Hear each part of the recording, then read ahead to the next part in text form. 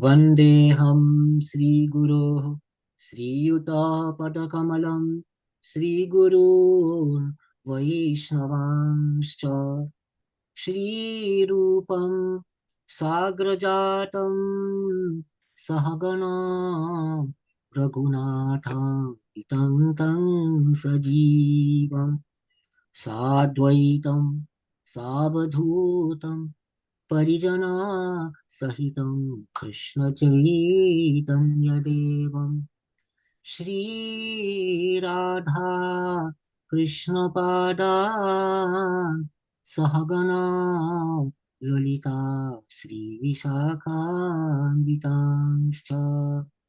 So we're continuing with Sri Krishnadas Kaviraj Goswami's Chaitanya Charitamrta, Madhya Lila, chapter 24. We're in the middle of it, which comprises the 61 interpretations of the Atmarama verse. So now Mahaprabhu Sri Chaitanya is continuing his discourse to Sanatana Goswami. And now he's quoting the famous verse and often quoted Bhagavad verse. Vadanti tat tattvavidas tattvam yadjnanamadvayam brahmeti paramatmeti bhagavan iti sabdyati. The learned transcendentalists who know the absolute truth say that it is non-dual knowledge and is called impersonal Brahman, localized Paramatma, and Swayam Bhagavan. End of quote. Although the words Brahma and Atma indicate Krishna, their direct meaning refers only to the impersonal Brahman and the Supersoul, respectively. If one follows the path of philosophical speculation and the absolute truth manifests himself as impersonal Brahman, and if one follows the path of mystic yoga, he manifests himself as the Supersoul, Paramatma. There are two kinds of devotional activity. So he's going from one subject to another very quickly. Spontaneous and regulative. The spontaneous one attains original Swayam Bhagavan Krishna, and by the regulative one attains his expansion. By executing spontaneous devotional service in Vrindavan, one attains the original Swayam Bhagavan Krishna. And now another quote. Nayam Shukapo Bhagavan Dehinam Gopika Sutaha Jnaninam Chatma Bhutanam Yatha Bhakti Matamiha. The Supreme Lord Krishna, the son of Yashoda, is accessible to those devotees engaged in spontaneous loving service. But he is not easily accessible to mental speculators, to those striving for self-realization by severe austerities and penances, or to those who consider the body the same as the self. End of quote. By executing, regulating bhakti, one becomes an associate of Narayana in Vaikuntha, the spiritual planets of the planets of the spiritual sky. And then another quote. Yacha prajantya aninisham rishabhar nupritya katsis. Dure yamahupari ma sprihaniya shilah bhartur mitasa yashasha katananuraga vaiklavya bashpakalaya ulaki kritanga. Those who discuss the activities of Krishna are on the highest platform of devotional life, and they evince the symptoms of tears in the eyes and bodily jubilation. Such persons discharge devotional service to Krishna without practicing the rules and regulations of the mystic yoga system. They possess all spiritual qualities, and they are elevated to the Vaikuntha planets which exist above us. End of quote. The devotees are divided into three categories.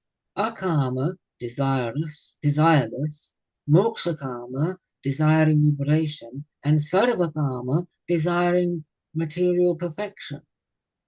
And so it is said in the Bhagavad, Akama Sarvakamo va Mokshakama Udaradihi Tivrena Bhakti Yogena Vrajeta Purusham Param.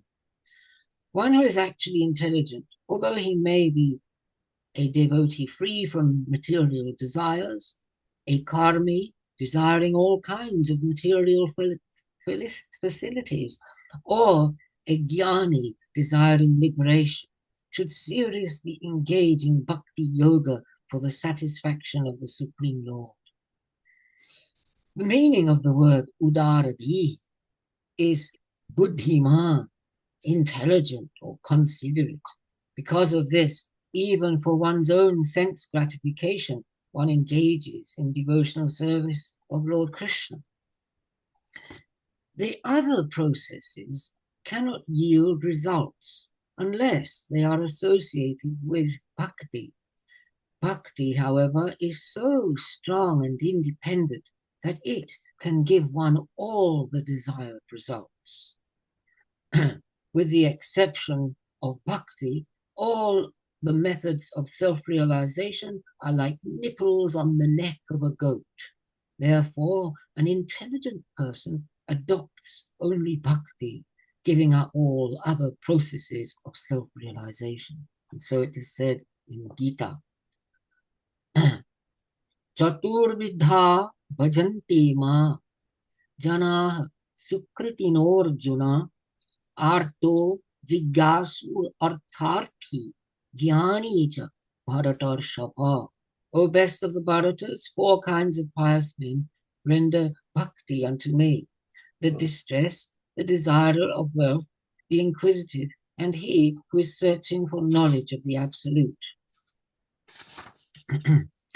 So, materialistic devotees take to bhakti and worship Krishna when they are distressed or in need of money.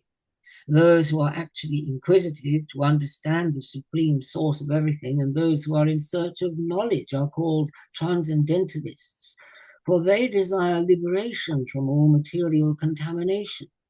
Because they have pious background, all 4 types of people are to be considered greatly fortunate. Such people gradually give up material desires and become pure devotees. Sadhu Sangha Kripa Kimba Krishnera Kripa. By the grace of Sadhu Sangha or by Krishna's grace. And by special mercy of Krishna. On that platform, one gives up all material desires and association of unwanted people. Kamadi Dussanga Chari Shuddha Bhakti Pai. It doesn't say anything about people. It just says kamadi, desire, etc. Dussanga, the bad attachment to it. Chari is given up. Shuddha bhakti, pai, and he gets pure devotion.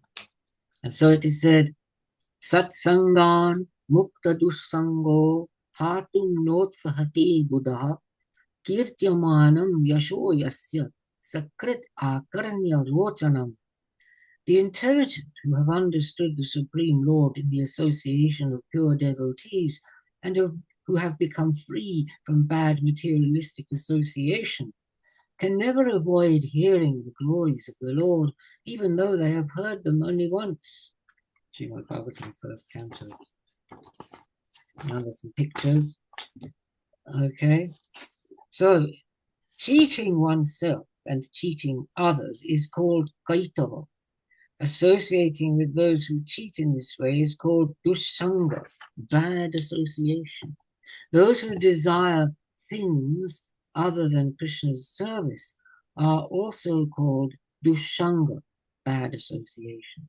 And so it is said, Dharma projita kaitavotra paramo nirmatsaranam satam vedyam vastavamatra vastu shivadam tapatrayam moolanam Srimad Bhagavati Mahamuni Kriti Kimva Parairishwaraha sadhyo hridyavaruddhyate trakritivi shushrushrivi tatkshanat.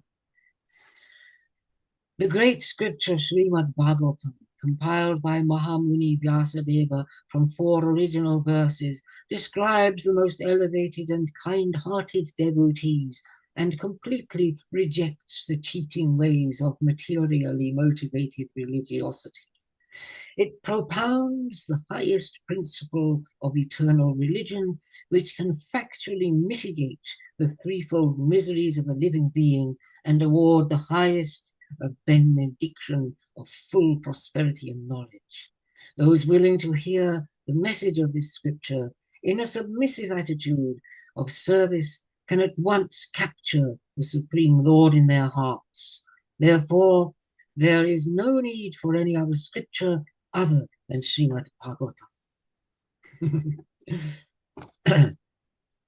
The prefix pra in that shloka, in the word projita, specifically refers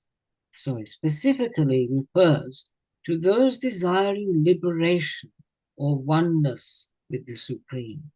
Such a desire should be understood to be the foremost cheating propensity.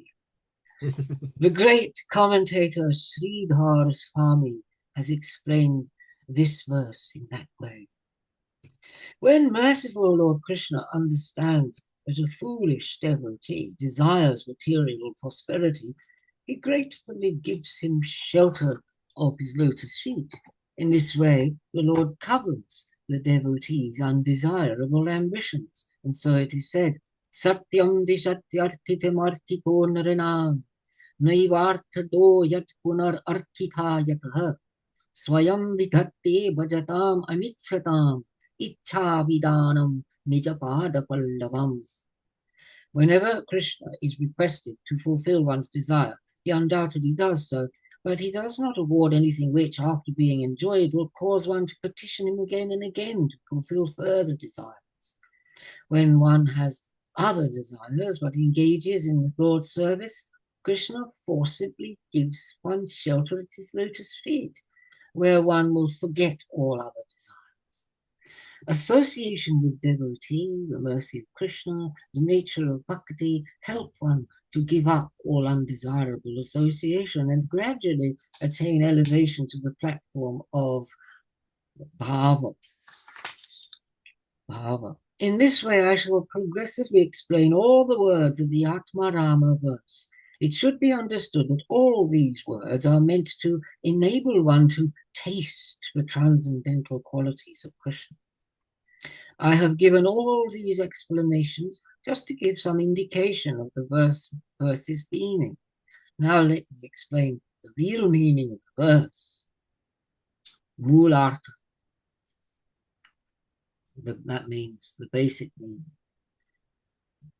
the essential meaning.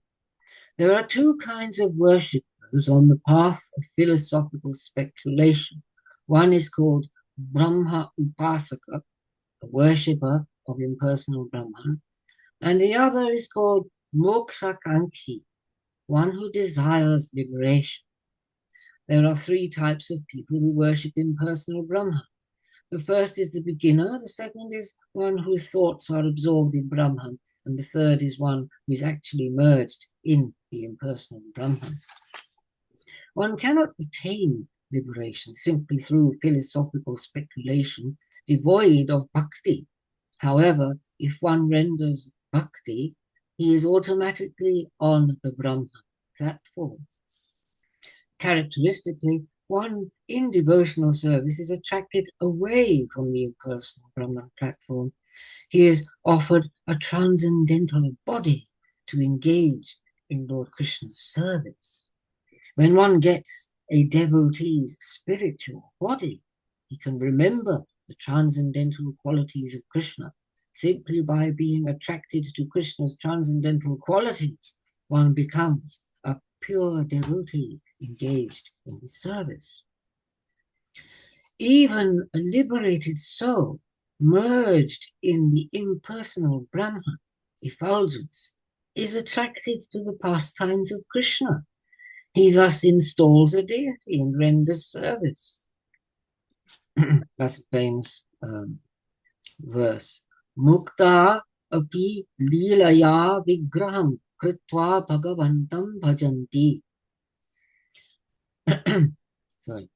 Although Shukadev and the four Kumaras were always absorbed in thought of impersonal Brahman and were thus Brahmavadis, they were nonetheless attracted by the transcendental pastimes and qualities of Krishna. Therefore, they later became devotees of Krishna. The minds of the four Kumaras were attracted by the aroma of the flowers offered to Krishna's lotus feet. Being thus attracted by the transcendental qualities of Krishna, they engaged in pure bhakti. And so the verse, this is probably one of the most often quoted verses. Tasyaravinda nayanasya padaravinda kinjalpa mishra tulasi makaranda vayu antargatah swavivarena chakaratesham sanshobham aksharjusham apichittatanvo.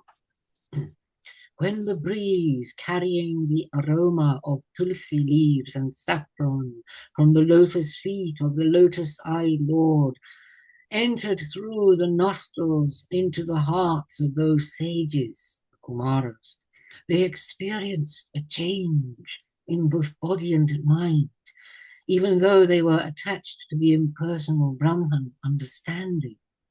That is Akshara Jusham, means they knew the Akshara, the immutable, imperishable.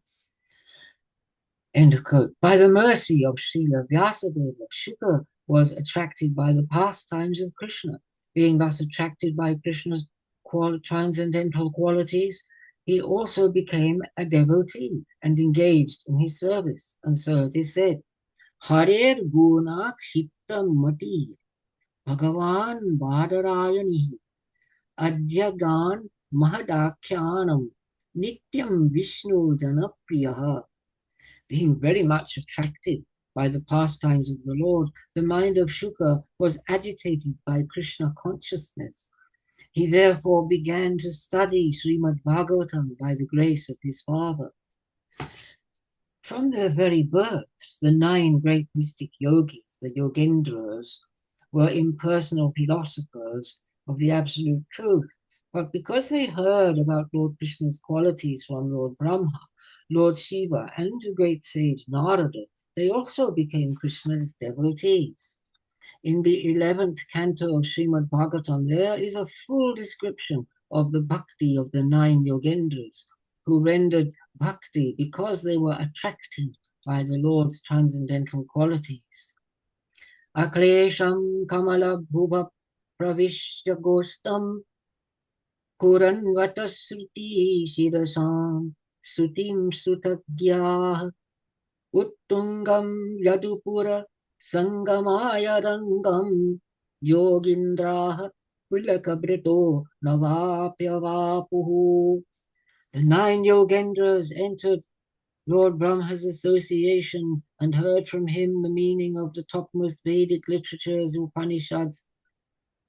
Although the Yogendras were already conversant in Vedic knowledge, they became very jubilant in Krishna consciousness just by listening to Brahma.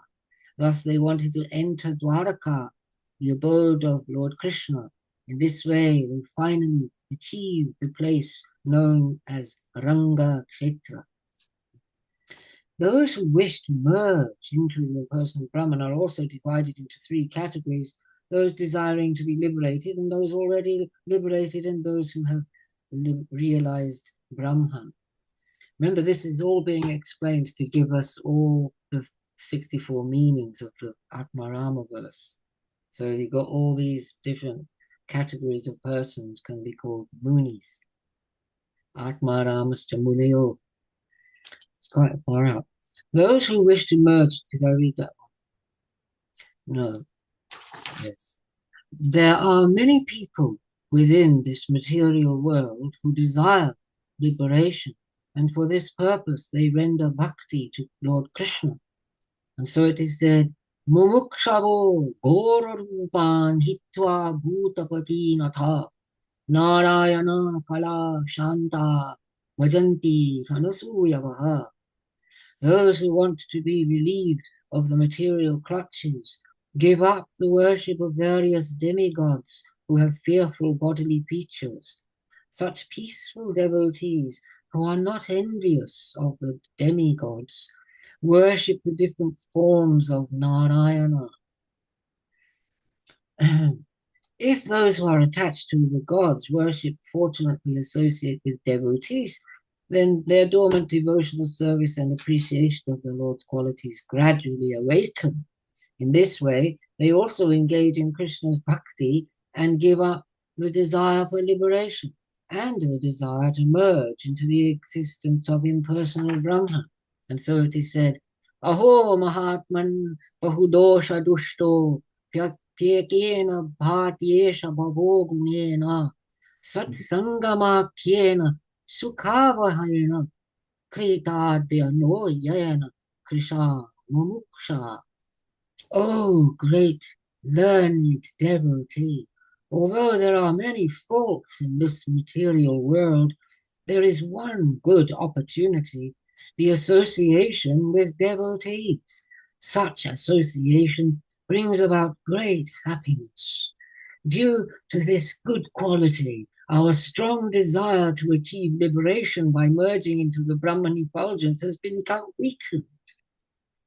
By associating with the great saint Narada, Shaunaka, and other great sages gave up the desire for liberation and engaged in Krishna's bhakti. Simply by meeting Krishna or receiving Krishna's special favor, one can give up the desire for liberation. Being attracted by the transcendental qualities of Krishna, one can engage in his service. And so it is said, Asmin Shuka Ghanamarto Param Atmani Vrishnipattani Spurati Atma Ramataya Me Vritha Gato Batachiram Kalaha. In this Dwarka Dhama, I am being attracted by the Supreme Lord Krishna, who is personified spiritual bliss. Simply by seeing him, I am feeling great happiness. Oh, I have wasted so much time trying to become self-realized through impersonal cultivation. This is a cause for lamentation. There are many people who are liberated even in this lifetime. Some are liberated by discharging bhakti, and others are liberated through philosophical speculative process. Those who are liberated by bhakti become more and more attracted by the transcendental qualities of Krishna, and thus they engage in his service. Those who are liberated by the speculative process eventually fall down again due to their offensive activity. And so it is said, Ye Ravindaksha Vimuktamanina Svayasta Bhavad Avishuddha Buddhaya Aruya Krishna Param Padam Tataha Patantyadonadita Yushmadangrayaha. O lotus-eyed one, those who think they are liberated in this life but are without devotional service to you are of impure intelligence. Although they accept severe austerities and penances and rise to the spiritual position, to impersonal Brahman realization, they fall down again because they neglect to worship your lotus feet. And again, Brahma Bhuta Prasannatma Nasochati Nakangsati Samah Sarveshu Bhuteshu Madbhaktim Labhate Param. Krishna says in Gita, one who is thus transcendentally situated at once realizes the supreme Brahman and becomes fully joyful. He never laments or desires to have anything. He is equally disposed to every living entity. In that state, he attains pure bhakti to me. And again, Advaita Viti Patikai Kapasya Swananda Singhasana Labda Diksha Shattena Kenapi Vayam Hatena Dasi Krata Kopavadu Vitena. Although I was worshipped by the throne on path of monism and initiated to self-realization through the yoga system, I have nonetheless been forcibly turned into a maidservant by some cunning boy who is always joking with the gopis. By Bilba Mangal. One who has attained his constitutional position by the strength of bhakti attains a transcendental body even in this lifetime. Being attracted by Krishna's transcendental qualities, he fully engages in service at his lotus feet. Nirodho Shanushayanam Atmanaha Sahashaktivi Muktir Hitwanyatarupam Swarupena Vyavastitihi. From the Bhagavatam, second skanda. The living entities and other potencies merge into Mahavishnu is the Lord lying down as he winds up, destroys the cosmic manifestation. So he's just explaining, this verse is explaining what is Nirodha, the winding up of the universe, and Muktir Hitvanyatarupam, and what Mukti defines Mukti as being situated in one's eternal original form after giving up the changeable, gross, and subtle bodies. By opposing Krishna consciousness, one becomes conditioned and fearful due to the influence of Maya. By executing bhakti faithfully, one is liberated from Maya. And so it is said, Bhayam dvitiyabhiniveshatah syat ishadapi tasya viparyayo smriti. Tanmayayato Buddha Abhajetam Bhaktika Yesham Guru Devatatma. When the living entity is attracted by the material energy, which is separate from Krishna, he is overpowered by fear. Because he is separated from the Supreme Lord by the material energy, his conception of life is reversed. In other words, instead of being the eternal servant of Krishna, he becomes Krishna's competitor. This is called Viparyayo Smriti. To nullify this mistake, one who is actually learned and advanced worships the Supreme Lord as his spiritual master, worshipful deity, and source of life. He thus worships the Lord by the process of unalloyed devotional service. And again, Daivi Hesha Gunamayi Mama Maya Duratyaya Mameva Ye Prapadyanti Mayamitam Again from Gita. This divine energy of mine, consisting of three modes of material nature, is difficult to overcome, but those who have surrendered unto me can easily cross beyond it. One does not attain liberation without bhakti. Liberation is attained only by bhakti. And so it is said, Shreyasriting bhakti mudasya devi bho Krishyanti ye kevala bodha labdaye teshamasho kreshala eva shishyati nanyad yatha sthula tushabu ghatinam. My dear Lord, this is Brahma speaking to Krishna. Bhakti unto you is the only auspicious path.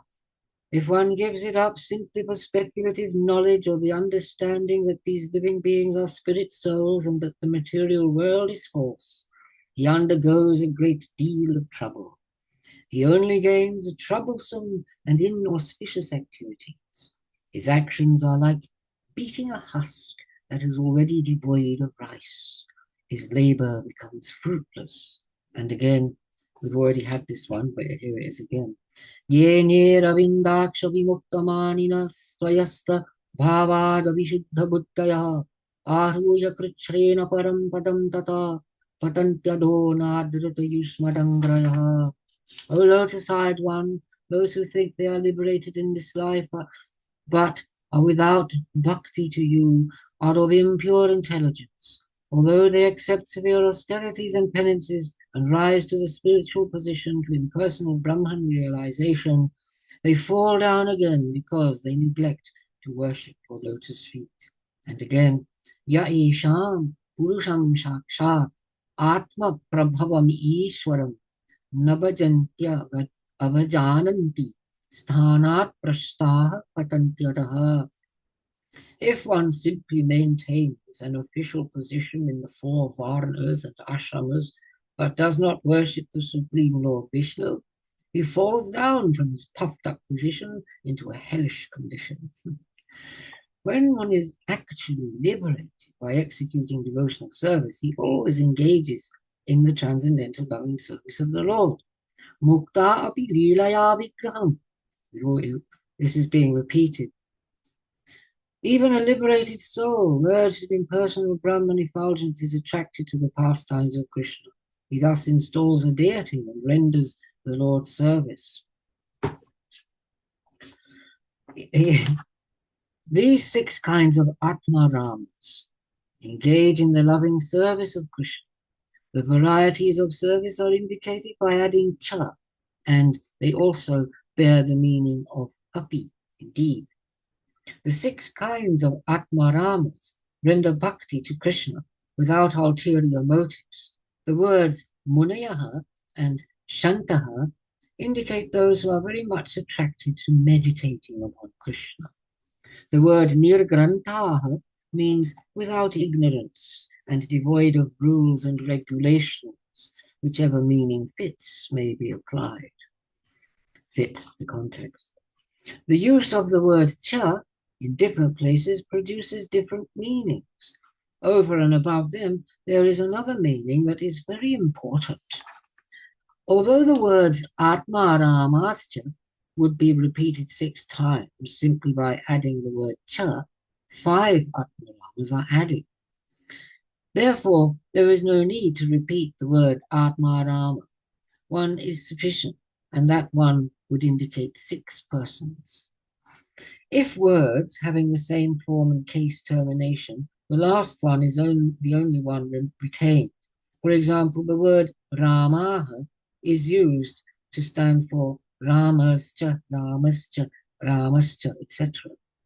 By the aggregate use of the word cha, it is indicated that all the Atmaramas and saints serve and worship Krishna. Api, added to the word nirgrantaha, is used for exposition. Thus, I have tried to clarify 7 meanings of the Atmarama verse, and I'll stop there for a while. If Rahul, you know where we are, Rahul? No, sorry, but can you just give me about 10 seconds? Hmm, Okay, I'll just ready myself. Shall I put okay. it on pause for a minute? Madan? If you Sorry. like, Well, because we might want to talk. We don't want to have. Okay, yeah, stop. you can pause, no problem. Hari Om. The yogi who worships the super soul in himself is also called Atmarama. There are two types of Atmarama yogis. The two types of Atmarama yogis are called Sagarbha and Nigarbha.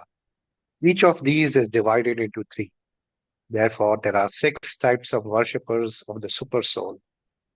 Some yogis think of the Lord within their hearts as measuring about 6 inches. The Lord has 4 hands in which he holds a conch shell, club, disc, and lotus flower. Those who worship this form of Vishnu within the heart are called Sagarbha yogis. When one is in ecstatic love with the Supreme Personality of Godhead, one's heart is melted by Bhakti Yoga and one feels transcendental bliss. There are bodily symptoms manifest. Due to eagerness, there are tears in the eyes. Thus, one is subjected to spiritual bliss. The heart is overly afflicted. The meditative mind, like a fishing hook, is gradually separated from the object of meditation. By these 3 divisions of advancement in yoga, yoga ruruktu, yoga rudha, and prasidhi, there are 6 kinds of mystic yogis. For those saintly persons who wish to rise on the platform of yogic perfection, the means consists of practicing the yoga system by strictly following its regulative principles and practicing the yoga postures and breathing exercises. And for those who are already elevated to this platform, the means consists of maintaining mental equilibrium, sama, sama, shama, by rejecting all material activity and practicing meditation to keep the mind on the Supreme Lord. When a person is no longer interested in acting for sense gratification, and when he renounces all material desires, he is said to be situated in perfect yoga rudha. When a purified yogi associates with devotees, he engages in Lord Krishna's devotional service, being attracted by the Lord's transcendental qualities. The meanings of the word cha and api can be applied here. The meanings of the words muni and nirgrantha are the same as before. The word ahaituki is always applicable to the Supreme Personality of Godhead, Urukrama. In this way, I have described 13 complete meanings of the Atma Rama words. These 13 types of yogis and munis are called Shanta Bhaktas. They render transcendental loving service to the Supreme Lord in the neutral stage. The word Atma sometimes means the mind. In this case, the word Atmarama means a person who is satisfied by mental speculation. When such a person associates with a pure devotee, he takes to devotional service at the lotus feet of Krishna. Those who follow the path of great saintly mystic yogis take to the yogic gymnastic process and begin worshipping from the abdomen, where it is said that Brahman is located. Such people are called Sharkaraksha, which means that they are situated in the gross bodily conception. There are also followers of the rishi known as Aruna. Following his path, they observe the activities of the arteries. Thus, they gradually rise to the heart, where subtle Brahman Paramatma is situated. Then they worship him, O unlimited Ananta. Better than these persons are the mystic yogis who worship you from the top of their heads, beginning with the abdomen and proceeding through the heart. They reach the top of the head and pass through the Brahmarandra, the hole at the top of the skull. Thus, these yogis attain the perfectional platform and do not enter the cycle of birth and death again. Being attracted by the transcendental qualities of Krishna, such yogis become great saints. At that time, not being hampered by the yogic process, they engage in unalloyed devotional service. Atma also means endeavor. Being attracted by Krishna's transcendental qualities, some saints make a great endeavor to come to the point of rendering service to him. Transcendental position cannot be attained by wandering up and down from Brahmaloka and Satyaloka to Patalaloka. If one is actually intelligent and learned, he should endeavor for that rare transcendental position. By the force of time, one attains whatever material happiness is available within the 14 worlds, just as one attains distress in due course of time. But since spiritual consciousness is not attained in this way, one should try for it. Those who are eager to awaken their spiritual consciousness and who thus have unflinching, undeviated intelligence certainly attain the desired goal of life very soon. The word cha may be used in place of api, which gives emphasis to something. Thus, it means that without sincere endeavor in devotional service, one cannot attain love of Godhead. Devotional perfection is very difficult to attain for two reasons. First, unless one is attached to Krishna, he cannot attain devotional perfection, even if he renders devotional service for a long time. Second, Krishna does not easily deliver perfection in devotional service. Those who are constantly devoted to serving me with love, I give the understanding by which they can come to me. Another meaning of Atma is Dhriti, or endurance.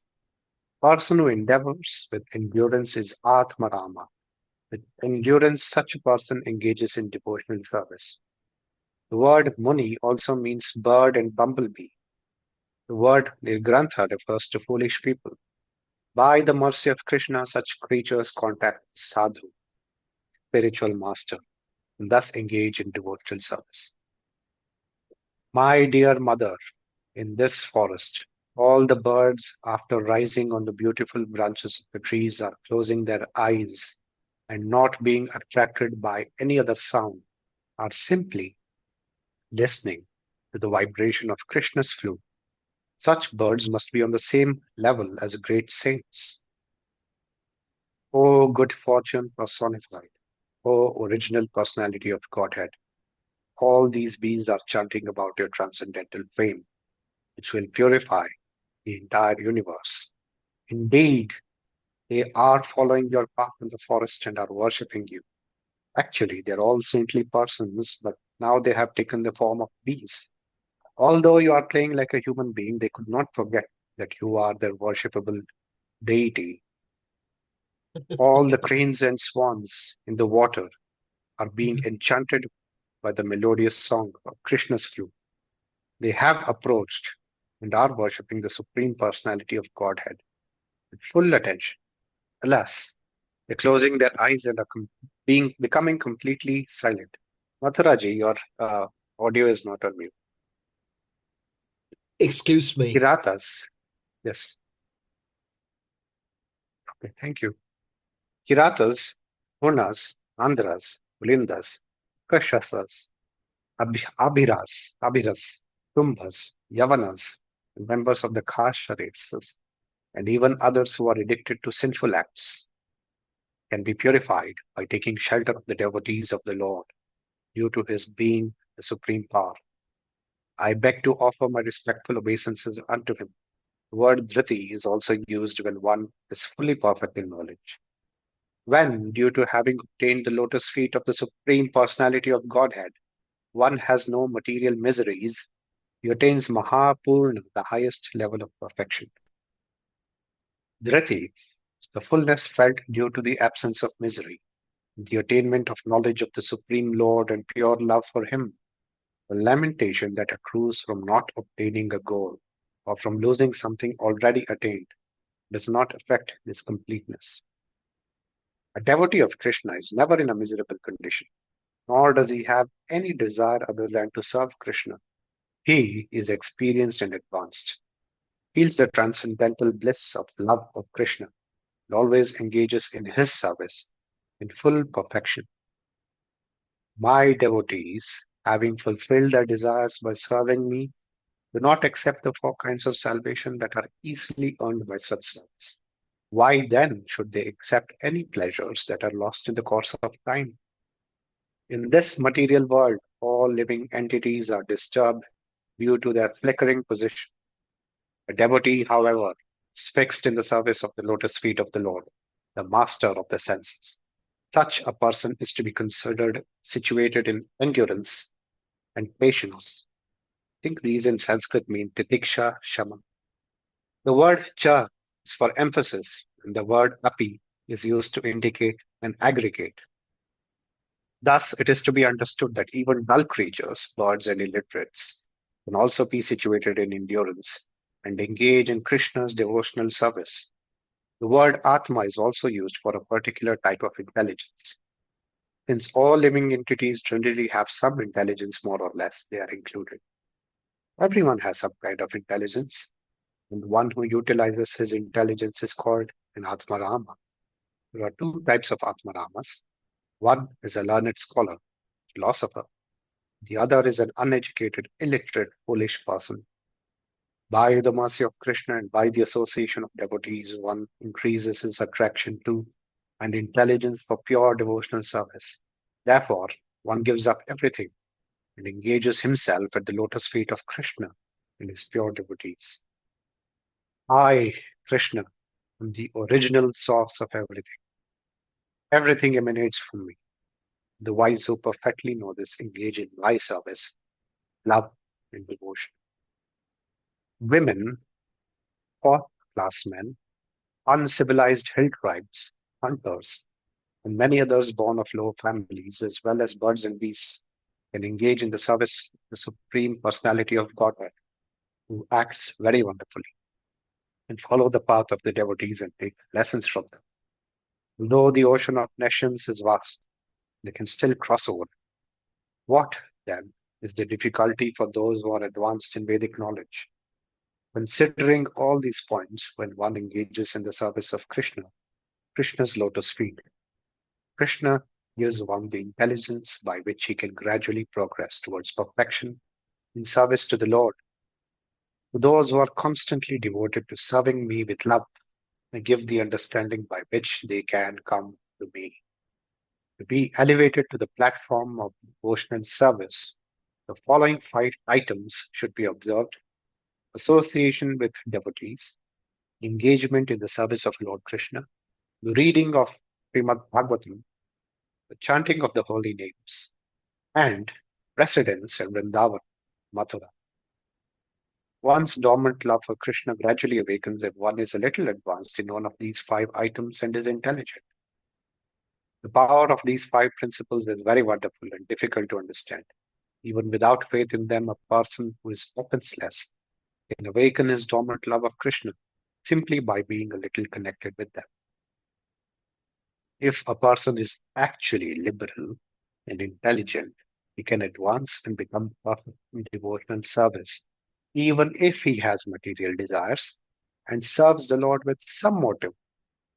Whether one desires everything or nothing, whether he desires to merge into the existence of the Lord, he is intelligent only if he worships Sri Krishna by rendering transcendental loving service. Devotional service is so strong that when one engages in it, he gradually gives up all material desires and becomes fully attracted to the lotus feet of the Lord. All this is brought about by attraction for the transcendental qualities of the Lord.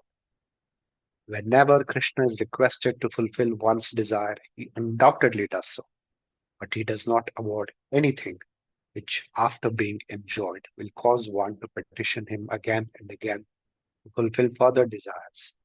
When one has other desires but engages in the Lord's service, Krishna forcibly gives one shelter at his lotus feet, where one will forget all other desires. Another meaning of the word Atma is one's characteristic nature. Whoever enjoys his particular type of nature is called Atmaram. Therefore, all living entities, be they moving or non-moving, are also called Atma. The original nature of every living entity is to consider himself eternal servant of Krishna. Under the influence of Maya, he thinks himself to be the body, and thus his original consciousness is covered. In that case, by the word cha, the word eva is like the word p can be taken in the sense of aggregation. Thus, the verse would read Atmarama eva. That is, even all kinds of living beings worship Krishna. Living entities include great personalities like the four Kumaras and also low-class foolish people, trees, plants, birds, and beasts. The devotional service of Vyasa, Shuka, and the four Kumaras has already been well celebrated. Let me explain how immovable living entities like trees and plants engage in the Lord's devotional service. Everyone is eligible to receive Krishna's mercy, including Vyasadeva, four Kumaras, Sukadev, Goswami, low-born creatures, trees, plants, and beasts. By Krishna's mercy, they are elevated and engaged in his service. This Vrajabhumi, land of Vrindavan, is glorified today because your lotus feet have touched her earth and grass. Fingernails have touched her trees and creepers, and your merciful eyes have glanced upon rivers, hills, birds, and beasts. The gopis have been embraced by your arms, and even the goddess of fortune desires this. All of these are glorified. My dear friend Krishna and Balaram are passing through the forest, leading their cows with their cowherd boyfriend. They both carry ropes, which, at the time of milking, they bind the rear legs of the cows. When they play on their flutes, all moving living entities are stunned. Non-moving living entities experience ecstatic jubilation by their sweet music. All these things are certainly very wonderful. Plants, creepers, and trees were full of fruits and flowers due to ecstatic love of Krishna. Indeed, being so full, they were bowing down. They were inspired by such deep love for Krishna that they were constantly pouring showers of honey. In this way, the gopis saw all the forests of Vrindavan, Kiratas, Punas, Andhras, Pulindas, Kashas, Abhiras, Tumbas, Yavanas, and members of the Khasha races, and even others who are addicted to sinful acts can be purified by taking shelter the bhaktas of the Lord. Due to his being the supreme power, I beg to offer my respectful obeisances unto him. I have already spoken about 13 meanings of the Atmarama verse. Now there are 6 more. Combined, these make 19. I have already explained 19 different meanings. Please hear further meanings. The word Atma also refers to the body, and this can be taken in 4 ways. 1. The bodily conception worships his own body as Brahman, but when he comes in contact with the devotee, gives up this mistaken idea and engages himself in the devotional service of Shri Krishna. Those who follow the path of great saintly mystic yogis take to the yogic gymnastic process and begin worshipping from the abdomen, where it is said that Brahman is located. Such people are called Karkarakya, which means that they are situated in the God's bodily conception. There are also followers of the Rishi known as Arun. Following his path, they observe the activities of the arteries. Thus, they gradually rise to the heart, where subtle Brahman Paramatma is situated. Then they worship him, O unlimited Ananda. Better than these persons are the mystic yogis who worship you from the top of their heads, beginning with the abdomen and proceeding through the heart. They reach the top of the head and pass through the Brahmarandra, the hole at the top of the skull. Thus, these yogis attain the perfectional platform and do not enter the cycle of birth and death again. Those who are engaged in the bodily conception mainly engage in fruitive activity.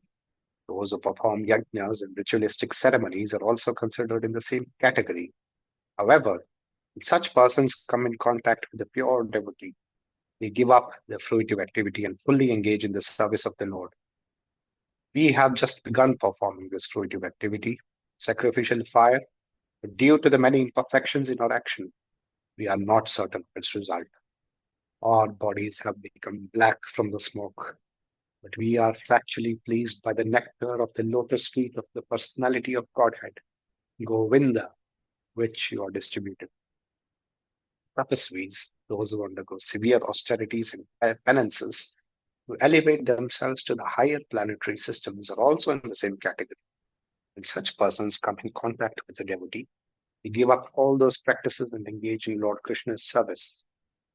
The taste of loving service is like the water of the river Ganges, which flows from the feet of Lord Krishna. Every day that taste diminishes the results of sinful activities acquired over a period of many births by those who perform austerities. As long as one labors under the bodily conception, he must fulfill volumes and volumes of material desires. Thus, the person is called Atmarama. And such an Atmarama is favored by the mercy of Sri Krishna. He gives up his so-called self-satisfaction and engages in the transcendental loving service of the Lord. When he was being blessed by the Supreme Personality of Godhead, Dhruva Maharaj said, "Oh my Lord, because I was seeking an opulent material position, I was performing severe types of penance and austerity. Now I have gotten you, who are very difficult for the great demigods, saintly persons and kings to attain. I was searching after a piece of glass, but instead I have found most valuable jewel. Therefore, I am so satisfied that I do not wish to ask any benediction from you." Now switching over to uh, Chaitanya Charitamrta of Dimock and Stewart, Excellent. starting from verse 143. Absolutely beautiful, fabulous. Well done. 142. You can see it's coming straight 142. after that citation. Okay, so shall I begin then? Yes, I'll start. yes. Okay. With these 4 meanings, the total meanings are 24. Listen to another 3 most appropriate meanings. The word cha means and. And another meaning is that the Atma Ramas and the Munis worship Krishna. Their Grantha is as before. Api is an emphatic. Ramascha Krishnascha means Rama and Krishna were roaming about in the forest. The word cha is conjunctive. Cha can also imply greater and lesser of two meanings, as in you go and beg and bring the cow. Muni reflects on Krishna and always worships him. So, the secondary meaning is also P, the Atmarama, worships. And Ta means Eva. So, certainly the Muni worships Krishna, and the secondary meaning has P. Thus, Atmarama Api. Nirgrantha is then adjectival to both. Here another meaning having to do with the company of sadhus. Nirgrantha also means hunter, who is a poor man. By association with holy man, he worships Sri Krishna. Krishna Ramascha Eva is reflecting on Krishna. Even Eva, being a hunter, he is to be honored as the greatest of Bhagavatas. Listen carefully to the story of a hunter who was a Bhakta. From this comes the knowledge of the greatness of association with holy men. One day, Sri Narad saw that Narayan was going to Prayag to bathe at the Triveni. As he went along the path through the forest, he saw a deer which had fallen on the ground, wounded with an arrow and with its leg broken. It was writhing on the ground. And at a little distance, he saw a boar, and it also had been wounded, and its leg broken, and it too was writhing in pain. And a little further away, he saw a hare in the same condition. Seeing the misery of these creatures, Narada's heart was pained. A little distance away, he saw a hunter hiding in a tree. He was just aiming arrow, kill a deer. He was dark in complexion, with bloodshot eyes, very fearsome to see. He held a bow and arrows in his hand, and they seemed the staff of Yama, Yamraj. Leaving the path of Narada went over to him. Leaving the path, Narada went over to him, and when they saw Narada, the deer all fled. Angrily, the hunter wanted to curse him, but because of the power of Narada, the curses did not come out of his mouth. O Swami, why have you come here, leaving the usual path? When it saw you, the deer which was my target fled away. And Narad said, I have lost my way and have come to ask you. There is some doubt in my mind, and to dispel that, I have that deer is born on the path. Perhaps they're yours? The hunter said, what you say is true. Narad said, when you strike a living creature with an arrow, why do you only half kill it? Why don't you take its life? The hunter said, listen, Goswami, my name is Mrigari.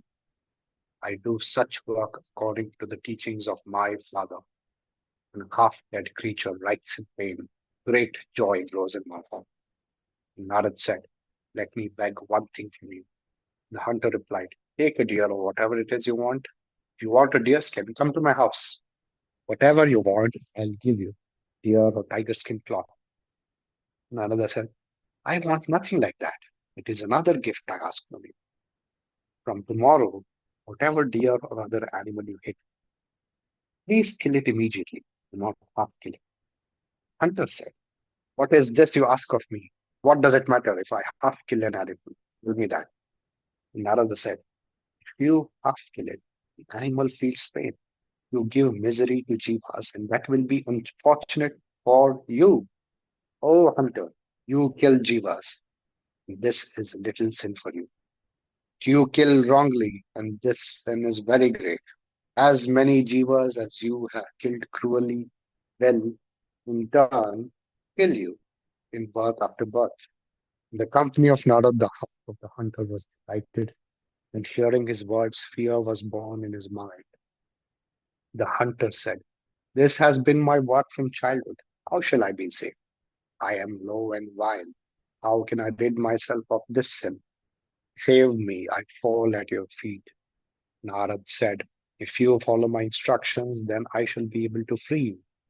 Hunter said, I shall do what you tell me. Narad said, break your bow. Then I shall speak.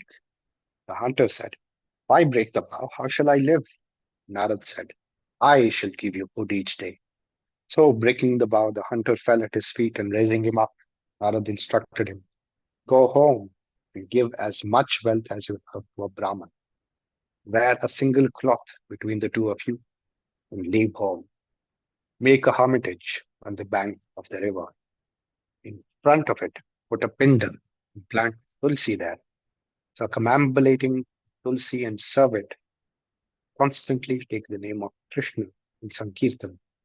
Each day I shall send you much food. Take as much of it as the two of you need. Then Narad healed the three animals, and being made well again, the three fled away. When he saw this, the mind of the hunter was astonished. And having made obeisance to his guru, he went home. Narad went to his appointed place, and the hunter came home and did all that Narad had instructed. In the village, the cry arose, the hunter has become a Vaishnav, and all the people of the village began to bring and give him food. And one day, 10 or 20 people would bring food, and he would take only as much as two could eat in one day. One day, Narad said, listen, O Parvata, there is a student of mine. Parvata, I think, means mountain. There is a student of mine. Let us go and see him. Then the two rishis came to the place of that hunter, and from a distance, the hunter caught sight of his guru. He ran this way and back, but could not find the path. On the path, ants were swarming in all directions. And where he was bowing, he saw ants. So he swept clear the spot with his clothing and then fell prostrate. Narad said, O hunter, this is not astonishing, for freedom from doing injury is the way of sadhus in Haribhakti. Rupa Goswami's Bhakti Rasamrita Sindhu. O hunter, all your qualities, ahimsa and the rest, not to be wondered. He who is occupied with Hari Bhakti is not violent towards others. Then the hunter brought both of them into the courtyard and bringing seeds of kusha grass, seated them in devotion. He brought water, and in devotion he washed their feet.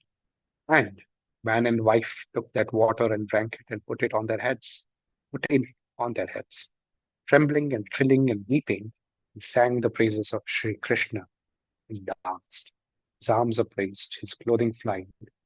Seeing the flame of the hunter, great Muni Parvata said to Narada, you are a touchstone. Rupa Goswami's Bhakti Rasamrita Sindhu. O Devarshi, you are blessed. By your mercy, even the low-born hunter immediately thrilled and gains love for Achyuta. Narad said, O Vaishnav, is your food sufficient? The hunter said, we live on what you send. Do not send so much, there is no need. In all, we want only as much as two people need to eat. Narad said, let it be as it is. You are fortunate. And so saying, the two disappeared. So I have told you the story of the hunter. He who listens to it realizes the influence of association with sadhus. So we have counted an additional three meanings, and adding the two together gives 26 meanings of the verse. Here another meaning, which is a storehouse of meaning. Meanings, there are two general meanings and 32 subtle ones. Atma means all the kinds of Bhagavan. One is Swayam Bhagavan, others we call Bhagavan. He who delights in those, he is Atmaram. These bhaktas are of two kinds, Vidhi Bhakta and Raga Bhakta. There are two types of bhaktas in each general class, four kinds in each. They are Parishada Sadhaka and Sadhana Siddha Sadhaka. There are two divisions of sadhakas, Jata and Jatarati. With the Raga Marga also, there are these four divisions, making 8 in all. In Vidhi Bhakti are the eternally perfected Parishadas, and they are of four kinds, servant, friend, guru, and lover. Sadhana Siddhas are likewise servant, friend, guru, and lover. Pannarati Sadhaka Bhaktas are these four kinds, Jatarati Sadhaka Bhaktas, And also of these 4 kinds, thus in the Vidhi Marga, there are 16 kinds of ras. Also in the Raga Marga, there are 16 kinds of ras. So in the two margas, there are 32 kinds of Atmanamas. Muni, Nirgrantha, Kha, and Api. The meanings of these 4 words should be as is appropriate. Adding the 32 and the 26 together gives 58. Listen now to the revelation of another kind of meaning. Confounding with cha, meaning conjunction, and taking the name of Atmarama 58 times, Atmaramascha, 58 times. Finally, we elide them all and keep one at the end. Panini's Ashtadhyayi, one ending suffix to the final word in a series is used to designate the whole series. Panini is a nightmare to Sanskrit students in Indian schools. so 58 chas are all implied. And in one Atmarama, there are 58 meanings. Panini's Ashtadhyayi again, where it is said, Ashwatha Vraksha, Bata Vraksha, Papita Vraksha, and Amra Vraksha. All these words are subsumed under Vakta. So, just as in this forest, trees flower, all the Atmaramas have bhakti to Krishna. The meaning of cha is Atmaramascha collectively. Munayascha have bhakti. This is also its meaning. Their Grantha, Eva, and Api are specifications of one out of many. And this is the 59th meaning. Taking all of them collectively is one meaning. Is Atmaramascha, Munayascha, and Nirgranthascha, worship. The word P must be taken 4 times, and Eva is joined together with its 4 words. Shloka 87, words spoken by Chaitanya. Udukrama eva bhaktimeva ahaitukritmeva kurvantyeva. Now 60 meanings of the shloka have been given, but another one, appropriate in its proof. The word Atma means the sign of a jiva who is conscious. Numbered among his Shaktis are all jivas from Brahma to the worm. In Vishnu Puran, it is said, the Shakti of Vishnu is of 3 kinds. Para, Kshetrajna, the third is called Avidya Karman. And in Amara Kosha, Varga Varga, it is said, Kshetrajna, Atma, and Purusha, synonymous. While wandering, one finds the company of sadhus, he abandons everything and worships Krishna. So, the 61st meaning says, anyone who worships Krishna, this meaning is the epitome of all meaning. 61 meanings thus blossom forth because of association with you. By the power of your bhakti, these waves of meanings arise. Shloka 90, I think of Amarakosha. I'm not sure. The meaning of the Bhagavat is grasped only by bhakti, not by mind, not by commentary. When he heard these meanings, Sanatan was astonished, and he held the feet of Mahaprabhu and praised him. You are the incarnate Ishwar, Rajendra Nandan. With your breath, you inspired all the Vedas. You are the speaker of the Bhagavat, and you know its meanings. There is no need to know anything other than you. Prabhu said, why do you praise me? Why do you not examine the true form of the Bhagavat? Bhagavat is like Krishna, ever the refuge of all. In each shloka, there are many clear meanings. In the Bhagavata, there is determination of things in questions and answers. When they hear, these people are astonished. Shloka 91 and 92, Bhagavad Puran.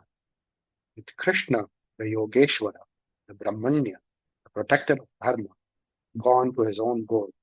You now tell me, who will be the refuge of Dharma? With Krishna gone to his own place with the Dharma knowers, now the sun of this Purana has risen for those whose sight was blinded in the Kali age. So, one shloka has been explained. Perhaps the ravings of a madman. Who can prove it?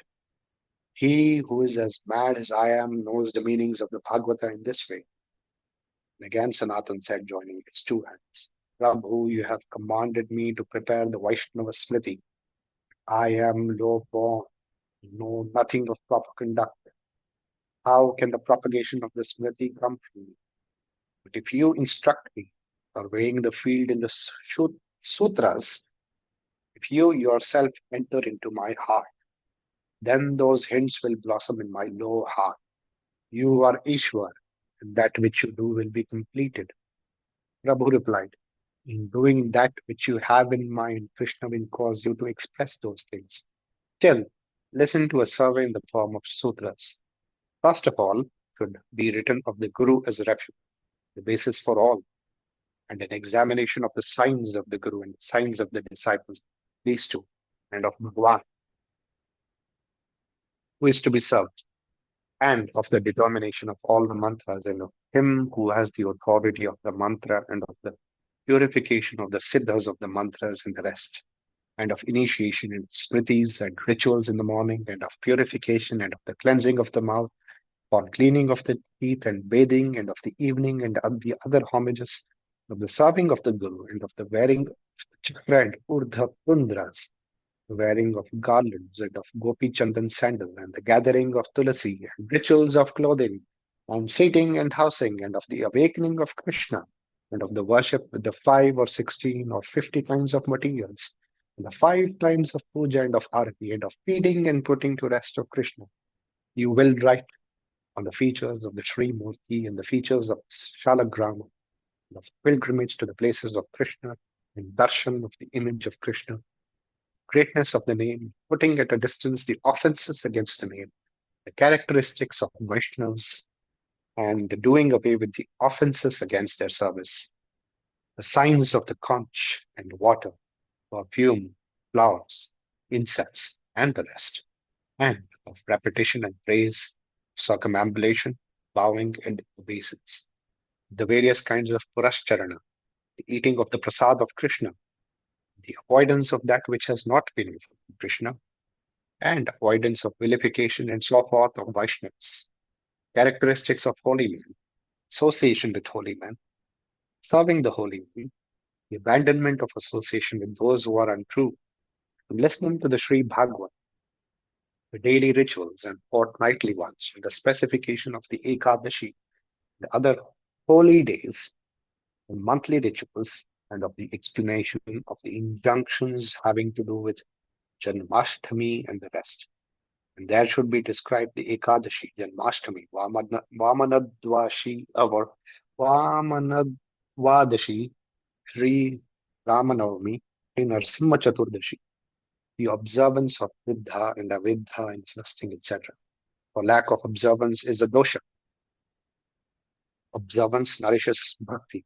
You will give all proofs from the words of the Purana, the signs of the appropriateness for building temple of Vishnu and of the Sri Murti, and ordinary good action and Vaishnava action, and of the observances of the smarthas regarding what is to be done and what is not to be done. This is the survey, briefly and in sutras when you write. Krishna will cause them to expand. Such was the grace of Prabhu to Sanatan, and in the hearing of it, the exhaustion of the bhakta disappears. Karnapura has made this known in his own book and has recorded the mercy of Prabhu to Sanatan, which is reflected here in Shloka 93 of Kavi Karnapur's Chaitanya Chandrodaya Nataka. He who was the younger brother of Rupa, who was the jewel of the jewels of the court of the king of Gauda, abandoned his opulent wealth and clung to the new wealth of the Satsivan. His heart was filled with the ras of bhakti within him, and externally he acted like a pure one, distributing love to those who were his own, like a lotus pond covered with kaivala plants. And Shloka 94 of Kavi Karnapur's Chaitanya Chandrodaya Nataka and 95. Infinitely merciful Gauda. First he saw him with his eyes, came near him, and very tenderly embraced Sanatan with his arms long as clubs. In time, the news of the play at Vrindavan had been forgotten. Therefore, in order especially to make it widespread, Deva anointed the nectar of his grace, Rupa, Sanatan. Thus has been related the grace of Prabhu to Sanatan, and by listening to it, all exhaustion disappears. All this is knowledge of the Swarupas of Krishna. And the precepts of sadhana, bhakti, in the Vidhi, and the raga matras. Krishna prema, bhakti rasa, and siddhanta bhakti. And listening to this, Bhakta knows the end of all things. Feet of Sri Chaitanya, Nityananda, and Advaita, of whom these are the wealth of his heart, he gains that wealth. Krishnadas, whose hope and faith lie at the feet of Rupa and Raghunatha, tells of the vector of the acts of Chaitanya, Chaitanya Charitamrta. Thank you.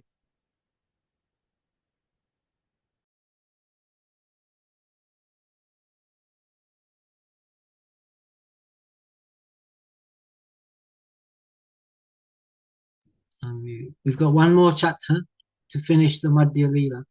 Mathura, you want to pause it? Madhava's here. Oh, yeah. So does Guna want to read? That was fantastic. A really good recitation. I think you enjoyed it a lot, didn't you? Yeah. Why don't you pause the recording and see what Okay. Yeah. Madhava said? It's true. Just have a pause. Nilad. Oh, I'll read it again. So, chapter 25 of Madhya Lila, text 1, the sloka. Vaishnavi Kritya Sannyasi Mukhan Kashi Nivasina Sanatanam Susanskritya Prabhur Niladri Ragamat. Prabhu, having purified Sanatana, made Vaishnavas of the chief sannyasis who were living in Kashi and returned to Nilachala. Okay.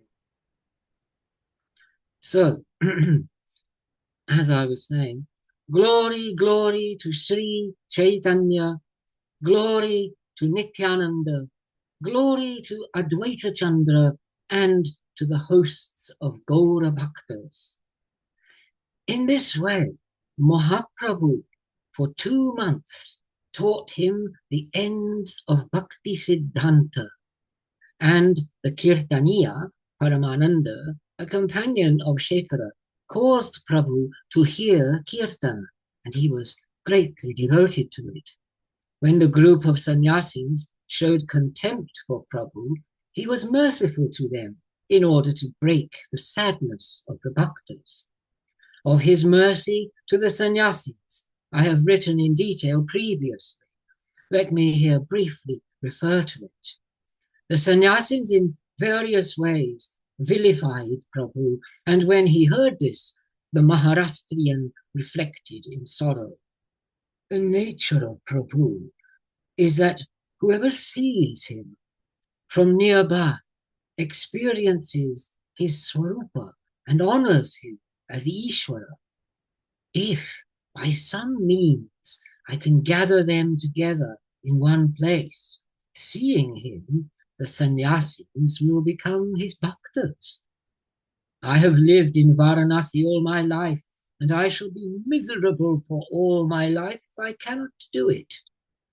So reflecting, he offered an invitation to the sannyasis, and then that Brahmana came to the place of Prabhu.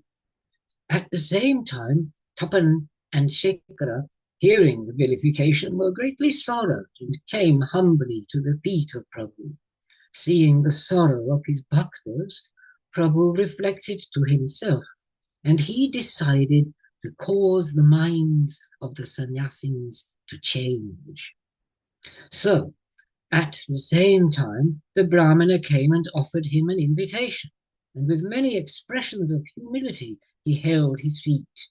Then Mahaprabhu accepted his invitation, and on the following day at noon he went to his house.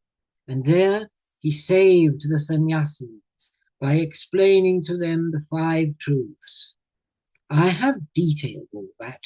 The book expands. I shall not repeat what I have said before, but shall write that part which I have not described.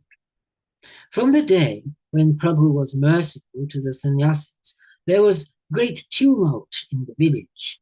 Crowds of people came to see Prabhu, and Pandits, learned in many shastras, came to discuss those shastras. And having analyzed all those shastras, Prabhu determined their essence as being bhakti and with effective words. He changed the minds of all of them. Receiving his instructions, they made Krishna Sankirtana, and all the people laughed and sang and danced. The sannyasins bowed to Prabhu. They left their studies and reflected within themselves. There was a pupil of Prakashananda who was equal to the latter, and he spoke in the assembly, honoring Prabhu. Sri Krishna Chaitanya is the incarnate Narayana. And very beautifully, he explained the meanings of the Vyasa Sutras. He also explained the primary meanings of the Upanishads. And when they heard it, the hearts and the ears of the wise men were soothed. He said that the Acharya had left the primary meanings of the Upanishads and of the Sutras and had replaced them with imaginary ones. He said that Pandits who hear the imaginary meaning of the Acharya say yes, yes with their mouths, but they do not understand it in their hearts. He said, I accept the profound truth of the words of Sri Krishna Chaitanya, for in the Kali age, samsara is not conquered by sannyasa. He who expounds the Harinama shloka gives happiness and truth. This is the highest proof. The Bhagavat says, without bhakti there is no mukti. In the Kali age, by the use of the name, mukti comes about in happiness. And so it is said, O all-pervading one, to those who, abandoning bhakti to you as the way of realization, toil in the acquiring of wisdom, nothing else remains but anguish. They are like the threshers of solid chaff. And again, lotus-eyed one, those who, devoid of bhakti towards you, and therefore of impure mind, consider themselves as free, with great difficulty gain the high place, and having disrespect for your feet, they fall from there. The word Brahma means Bhagavan, full of his divine powers. Establishing him as unqualified destroys that fullness. The Srutis and Puranas say that there is Sat Chit Vilasa of Krishna, but not honoring that, the Pandits smile. They consider the Vigraha of Chit Ananda Krishna as Mayika. This is a grave error. Such is the true word of Chaitanya, and also in the Bhagavad. O highest one beyond anything, your Swarupa is open, void of divisions, and pure Ananda. I do not see divisions within it. O Atman, I take refuge in this form, creator of the universe, but separate from the universe, the soul of all elements and senses, the one. And again, past, present, and future, moving and unmoving, great and small, heard and seen, those things that there are cannot be separate without a tutor. That Achyuta, who consists of Paramatma, is everything. And again, O beneficent to the world, worship of you is the source of our auspiciousness, and in meditation that form is certainly revealed by you. O Bhagavan, I make obeisance to you by serving you. By those who associate with false people and by the hell-bound, you are not worshipped. And again from the Gita, not being able to know my highest nature as the great Ishvara of all elemental things, foolish people have refuge in my human body and have no respect for me. That's wrong. It means foolish people think I am subject to a human body and have no respect for me. And again, I repeatedly cast up in demonic wombs in samsara those wretched people who are either cruel or full of inauspiciousness. They do not honor the theory of evolution, which is in the sutras, but they establish a theory of vivarta and say that Vyasa was mistaken. But this imagined meaning does not give satisfaction to the mind. Abandoning the Shastras, those who imagine wrong interpretations are known as Pashanda. They discuss the highest meanings only making controversy. Where will they gain mukti, and where is the grace of Krishna? The Acharya has hidden the meaning of the Vyasa Sutras. This is true, and is the word of Sri Krishna Chaitanya. What Chaitanya Goswami says, that is the essential opinion, and all other opinions are worthless. So saying, he made Krishna Sankirtan, and when he heard it, Prakashananda began to speak. The intention of the Acharya was the establishment of the Advaita Vada, and for that purpose he explained the meaning of the sutras in other ways. If one honors the principle of Godhead, the Advaita Vada cannot be established, and thus he refuted all the Shastras. The writer of a book wants to establish his own position. Because of that, he does not derive the natural meaning of the Shastras. The Mimamsakas say that Ishvara is an aspect of karma, and the Sankhyas that connection with matter is the cause of the world. The Nyayas say that the universe is from atoms, and the Mayavadis that the unqualified Brahma is the source. The Patanjalis say that the knowledge is the Swarupa of Ishvara, and the followers of the Vedas that Vedas are Swayam Bhagavan. Vyasa turned to the 6 opinions of the 6 systems, and with all those sutras he described the Vedanta. In the opinion of the Vedantins, Brahman is determined as having form, and instead of being quality-less, he is possessed of qualities. He says that Ishvara is the highest cause, and no one honors this, especially establishing their own positions. They go against the opinions of others. So in this, the truth cannot be known from the 6 systems of philosophy, and great people who say that honor truth. And so in the Mahabharata, philosophical argument is inconclusive. The Shrutis are various, nor are there rishis who do not hold various opinions. But the truth of Dharma is hidden deep. Its path is in that on which great people move. The words of Sri Krishna Chaitanya are streams of nectar. That which he says is the essence of truth. Shall I stop there? I'll stop there. You can stop recording, Matura, and leave it there, because there's still a lot to go.